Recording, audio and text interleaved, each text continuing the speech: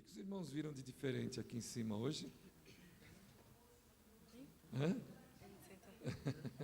Mudaram, né? Aqueles que estão aqui à frente. A Débora, a Fernanda, e nós somos gratos a Deus. Já oramos, né? Pela Fernanda, que estreou no teclado há um tempo atrás, e hoje ela deixou a Débora tocar no teclado. E está cantando conosco. É um prazer ter vocês em companhia desses que já estão, desde os mais novos até os mais experientes, né? Nós somos gratos a Deus porque podemos cantar louvores a Ele juntos. E é isto que nós devemos fazer, né? Cantar e engrandecer ao Senhor. Eu convido o presbítero Cairo para nos elevar a Deus numa oração. Vamos meditar na palavra e agradecer por estas bênçãos, né, que o Senhor nos dá também. E pedindo também o consolo do Senhor para todos nós. Deus está aqui e nós queremos também esta companhia aconchegante nesse instante que estamos passando. Vamos orar com o presbítero Cairo.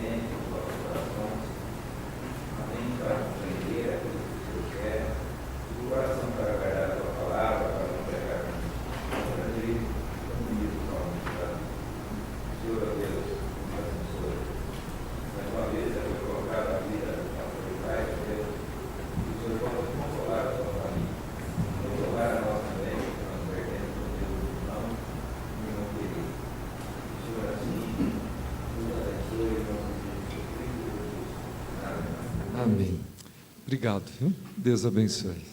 Nós vamos ler a palavra de Deus e eu peço aos irmãos para que o façam, abrindo no livro, no texto, já lido, citado nesta tarde. E, como o Cairo colocou, senti no coração o desejo, né, de partilhar um pouco mais desta história bíblica que é repleta de tantas emoções, de razão, mas de muitas emoções também. E é o texto de 1 Tessalonicenses capítulo 4, a partir do verso 13 até o verso 18. Peço aos irmãos que abram esse texto, esse trecho das Escrituras, e vamos nos levantar, irmãos. Vamos ler a palavra de Deus. Vamos nos colocar de pé. Aqueles que não puderem, podem permanecer assentados reverentemente. Vamos repetir 1 Tessalonicenses, capítulo 4, verso de 13 até 18. Vamos fazer nesta noite uma reflexão, algumas considerações, breves considerações sobre esse texto, que é escrito pelo apóstolo Paulo. Vamos ler. Não queremos, porém, irmãos, que sejais ignorantes com respeito aos que dormem, para não vos entristecerdes como os demais que não têm esperança. Pois se cremos que Jesus morreu e ressuscitou, assim também Deus, mediante Jesus, trará em sua companhia os que dormem. Ora, ainda vos declaramos por palavra do Senhor nós os vivos, os que ficarmos até a vinda do Senhor, De modo algum precederemos os que dormem, porquanto o Senhor mesmo, dada a sua palavra de ordem, ouvida a voz do arcanjo e ressoada a trombeta de Deus, descerá dos céus, e os mortos em Cristo ressuscitarão primeiro. Depois nós, os vivos, os que ficarmos, seremos arrebatados juntamente com eles, entre nuvens, para o encontro do Senhor nos ares, e assim estaremos para sempre com o Senhor. Consolai-vos, pois, uns aos outros com estas palavras. Podem assentar. Uma pequena lembrança histórica para que nós saibamos ou pensemos a razão desse escrito. É verdade que ele tem a sua função, a sua meta, o seu objetivo, que é espalhar a mensagem do Senhor Jesus em todos os seus aspectos, né, todos os seus detalhes, para os cristãos e em todo o tempo, em toda a história e em todo lugar. Mas há uma particularidade nesse instante escrito, que era a compreensão que a igreja de Tessalônica, que os membros daquela igreja tinham a respeito daqueles que partiam, especialmente os seus parentes, os seus amigos. Eles tinham uma expectativa um pouco distorcida a respeito deste fato da morte se dar em comparação com um aspecto da doutrina da vida cristã, que é a segunda vinda de Jesus. Vejam que logo na sequência, no capítulo 5, o apóstolo Paulo começa a falar a respeito da vinda de Jesus, né? Mais detidamente, mais declaradamente, porque havia esse sentimento entre os cristãos daquele instante. Olhem para o texto, abram aí o texto de Atos, capítulo 1, versículo 18, ou melhor, versículo 11. Atos, capítulo 1, versículo 11.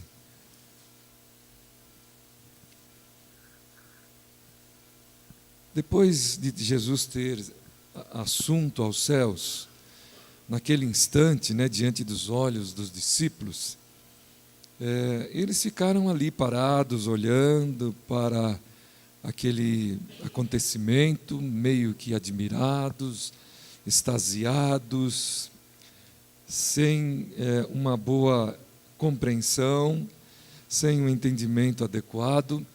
E Deus, conhecendo esse quadro, né, conhecendo o que estava acontecendo com o coração daqueles discípulos naquela oportunidade, envia, portanto, os seus mensageiros, né, nós estamos vendo aqui, para falar àquelas pessoas. Então, o versículo 11, esses mensageiros dizem assim para os discípulos: varões galileus, por que estáis olhando para as alturas?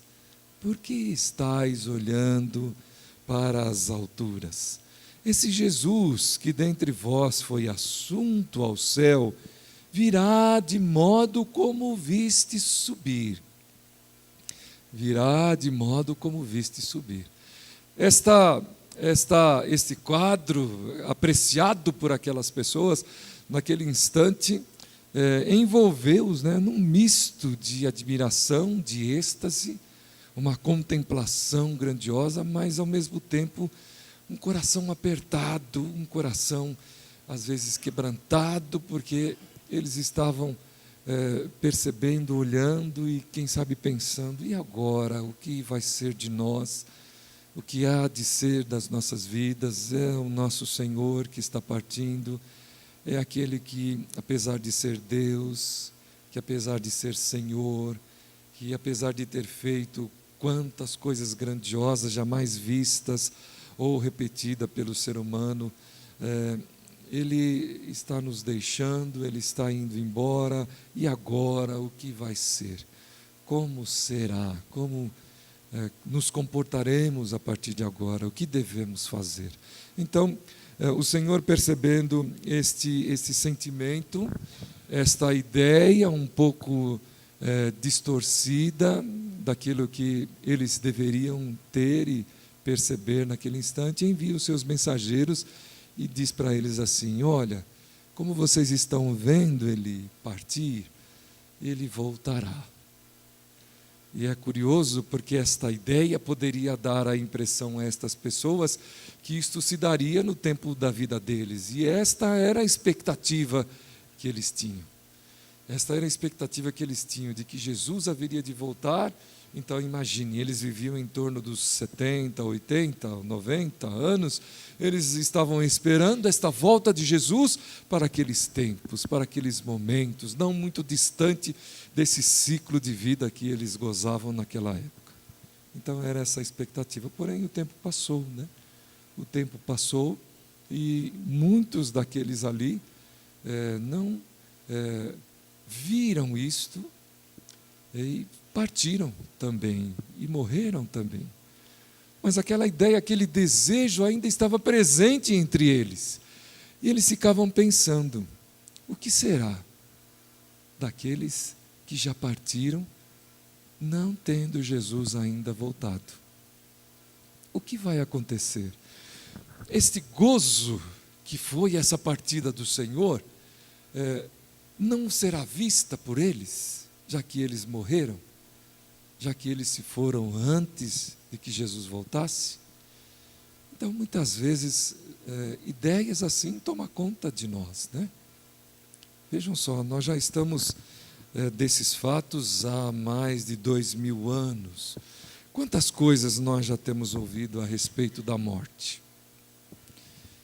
Vamos fazer um teste aqui conosco. Não se constranjam por isso, tá bom? Fiquem tranquilos. A morte, o que ela é?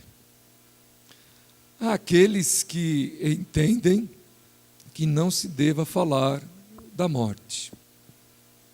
Talvez aqui entre nós tenhamos aqui pessoas assim. Há aqueles que entendem que não se deva pensar na morte. Talvez essa pergunta seja mais fácil de ser respondida. E há aqueles que não querem nem ouvir da morte. Há aqueles que diante da morte se acabam. Aqueles que diante da morte perdem a razão da vida. Há aqueles que diante da morte começam a fazer loucuras. Por exemplo, se você soubesse que você tem apenas 30 dias de vida, o que você faria? Talvez nós respondamos de uma forma concorde entre nós. Mas se você perguntar para um amigo, para um parente, para um vizinho, que não tenha talvez os mesmos conceitos que os seus, qual será a resposta que por certo você ouvirá? Qual será a resposta que nós ouviremos? Provavelmente nós ouviremos que, eu vou fazer tudo o que eu não fiz até agora. Tudo que é direito, eu vou fazer. Tudo que eu mereço, eu vou fazer. Essa é uma das respostas que nós vamos ouvir. Então, por isso, o apóstolo Paulo diz assim a esses irmãos e amigos de Tessalônica: não quero, queridos irmãos, que sejais ignorantes, que não tenhais um entendimento adequado, porque se os irmãos prestarem atenção na sequência do texto, vocês vão perceber que aquilo que ele sabe a respeito da morte ou dos que dormem, ele recebeu do Senhor Jesus. Por palavra do Senhor, diz ele aqui na sequência. Então, não quero que sejais ignorantes. Por exemplo, uma coisa muito interessante que ele fala talvez aqui, nós nem nos demos por conta. Ele diz assim, com respeito aos que dormem: não quero que sejais ignorantes com respeito aos que dormem, para não vos entristecerdes não devemos nos entristecer? Pode responder agora. Não devemos nos entristecer? Não? Por causa da morte? O que é que ele diz? Não devemos nos entristecer como os demais que não têm esperança. É diferente? O que é que vocês acham? É diferente entristecer com esperança? Vai aí, me dê um exemplo. Como é que se entristece com esperança?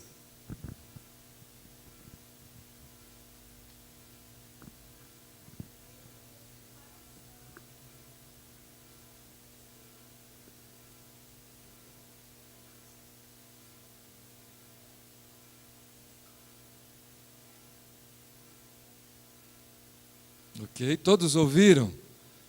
Todos ouviram?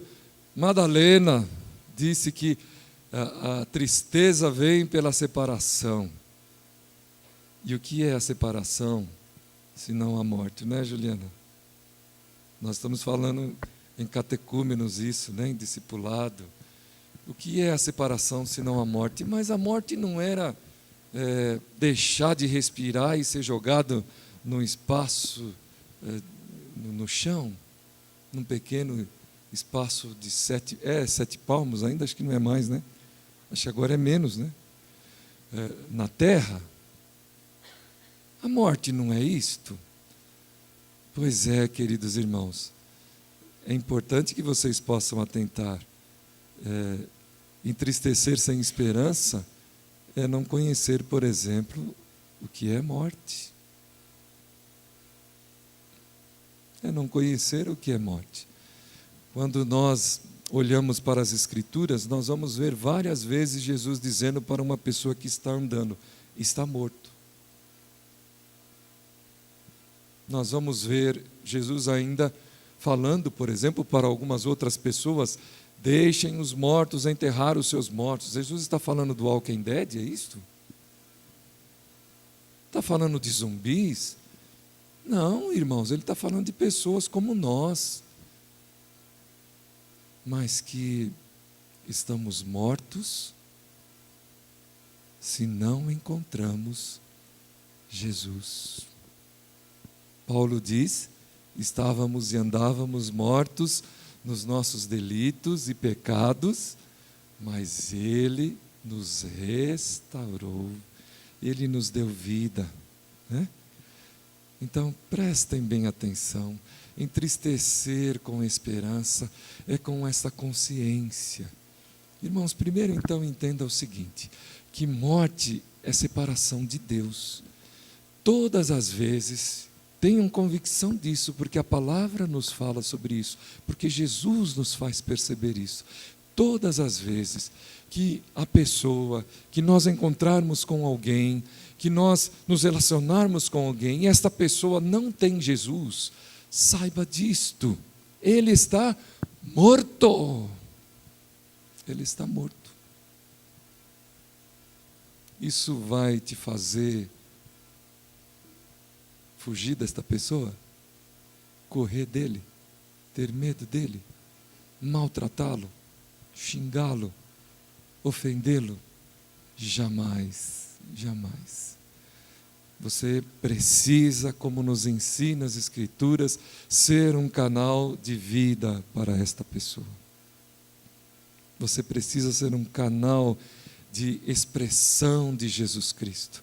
Ou seja, Ele precisa ver em você o que é vida, o que é viver, porque no seu coração, porque na sua existência, porque nos seus atos, nas suas práticas, no seu pensar, está a vida que é Jesus.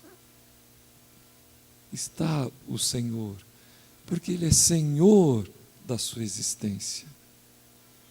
E quando esta for a sua expressão de vida, veja só, esse primeiro problema da morte vai ser resolvido, porque nós nos encontramos com Jesus e em Jesus nós ressuscitamos para a vida. Mas há um segundo problema que nós podemos classificar como consequência da morte.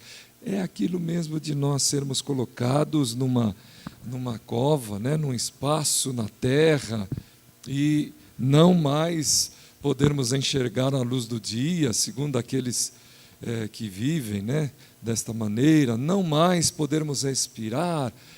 Esta é uma situação também consequente, e está presente, consequente da morte. É esta separação do nosso corpo, é o nosso corpo que é desfeito, que é desconstruído, que é desfeito. Vejam só, diz as Escrituras que há em nós uma parte que volta ao pó, que volta à terra. Se nós pensarmos a respeito disso, nós vamos lembrar que é o processo inverso daquele realizado por Deus. Porque Deus chegou do pó da terra, nos moldou e soprou nas narinas, nas nossas narinas, e nos fez alma, e nos fez ser vivente.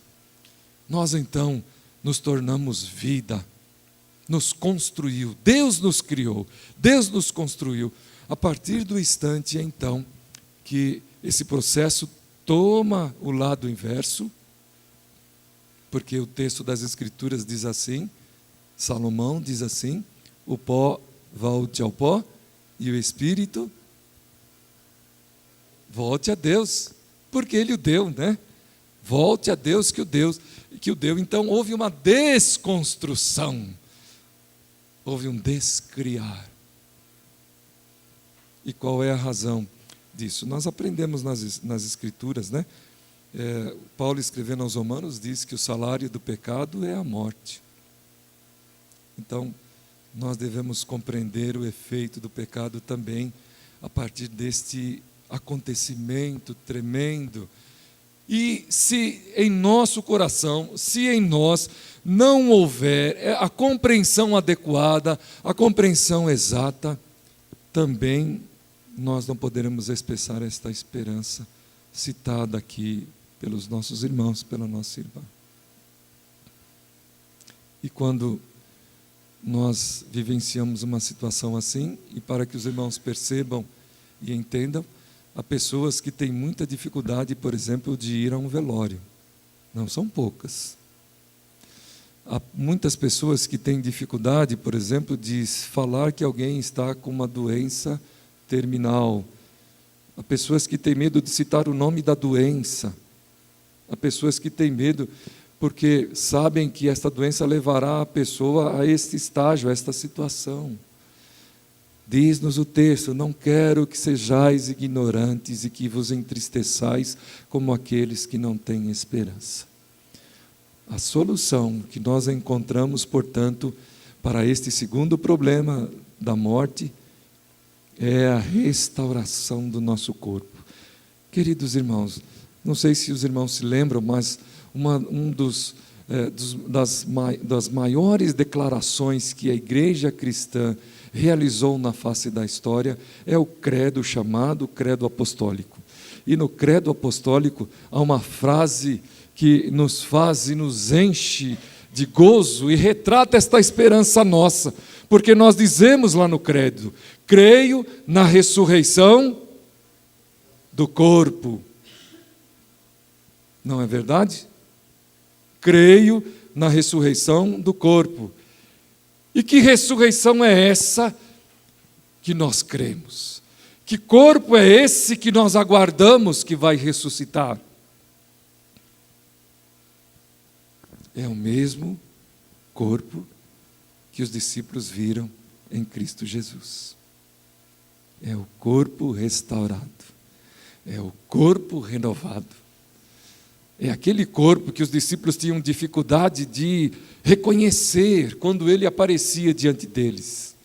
Eles entendiam que eram fantasmas, eles achavam que era um fantasma. E Jesus pedia para eles: não toquem em mim, vejam que sou eu mesmo que estou entre vocês. Um fantasma não tem carne, não tem sangue, disse Jesus, mas um corpo renovado, transformado, e é justamente isso que nós aprendemos aqui. Nós vamos ter dificuldade por exemplo, da nossa mente lógica, científica, de explicar estas coisas, né? Mas é importante que a fé nos conduza nesses momentos difíceis. Como é este corpo? Então, esse entendimento errado que muitas vezes nós desenvolvemos, seja ele qual for, a respeito de alguns aspectos, também estava presente entre os irmãos da igreja de Tessalônica. E eles ficavam pensando assim: puxa vida, o que vai ser? Meu pai e minha mãe eles morreram, e agora? Eles não vão ver a Jesus? Então Paulo orienta eles da seguinte maneira: veja só, nós não temos nenhum privilégio, ou nós não estamos na frente, ou nós não somos mais merecedores do que aqueles que já partiram. Porque talvez as pessoas pensassem o seguinte: aqueles que partiram não verão, mas eu estou vivo, eu vou ver Jesus. E o que o texto está nos ensinando não é isto exatamente, né? Então, irmãos, vamos observar isto que ele nos diz. Ora, ainda vos declaro, versículo de número 15, por palavra do Senhor isto: nós, os vivos, os que ficarmos até a vinda do Senhor, de modo algum precederemos os que dormem.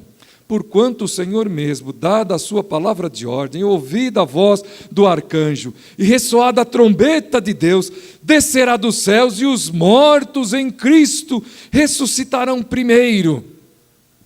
Ressuscitarão primeiro. Então eles virão com o Senhor, eles estarão com o Senhor na ressurreição, na vinda do Senhor Jesus. Quando Jesus voltar, eles estarão também presentes. E que diz aqui o texto sobre nós, os vivos? Nós seremos transformados e estaremos todos juntos, diz as Escrituras. Depois nós, os vivos, os que ficarmos, seremos arrebatados juntamente com eles entre nuvens para o encontro do Senhor nos ares, e assim estaremos para sempre com o Senhor. Como isto se dará? Com certeza pela transformação do nosso corpo, conforme nós aprendemos nesse texto das Escrituras. Não quero, portanto, irmãos, que sejais ignorantes quanto aos que dormem. Que as palavras desse texto também fortaleçam o nosso viver. Irmãos, quando alguém disser para você a respeito da morte, tiver medo da morte, não o desvalorize, não o desmereça, não se coloque prepotentemente, por exemplo, diante dos seus conceitos, mas tenha misericórdia, se aproxime, comece a ser instrumento de Deus. Se você não tem palavras exatas, palavras corretas, palavras ideais, comece a orar, comece a pedir, comece a clamar: Senhor, o que eu falo agora?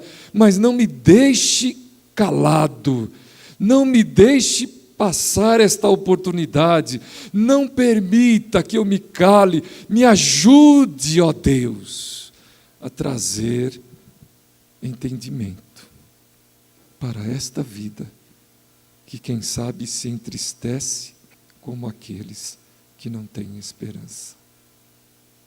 Vivam e levem a vida, porque o nosso Deus, como diz Jesus Cristo, é um Deus de vivos, não um Deus de mortos. Ele é um Deus de vivos. Deus assim nos abençoe, e que palavras assim console o nosso ser, palavras das Escrituras. Consolai-vos, pois, uns aos outros com estas palavras, diz o servo de Deus, e começa a falar a respeito desta vinda de Jesus. É o que nós ansiamos, é o que nós esperamos, a volta de Jesus. Que a sua igreja ore, que a igreja clame, que a sua igreja peça: ora vem, Senhor Jesus. Os dias são difíceis, os dias são maus, mas muito obrigado, porque o Senhor me dá a vida, mas desejo a tua vinda. Desejo a tua vinda, como disse o Senhor, como os guardas anseiam pela alvorada. Desejo a tua vinda. Que a paz de Cristo esteja sobre nós, que o seu consolo renove a nossa fé, e que nós continuemos a nossa jornada crendo que um dia a morte será derrotada completamente, por direito, por verdade e por consciência. Glória a Deus. Amém, irmãos.